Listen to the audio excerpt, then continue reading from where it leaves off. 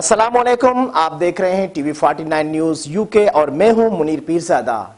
آئیے آپ کو لے چلتے ہیں آج کی خبر کی جانب۔ پاکستان پیپلز پارٹی کے رہنما رانا محمد علی راجپوت کے بھائی رانا ناصر کے ولیمے کی تقریب الجنت بینکویٹ ٹنڈو آدم میں منعقد ہوئی، جس میں پیپلز پارٹی کے M P A Jam Shabbir Ali Khan, G D A رہنما جام ذوالفقار علی خان، جام شہباز، چاچا غلام مرتضیٰ جنیجو، علاؤالدین جنیجو، ملک ذوالفقار روشن، جہانگیر جنیجو، شکیل مری، رئیس انور خان مری، رئیس مرزا خان مری، شاہد عباسی،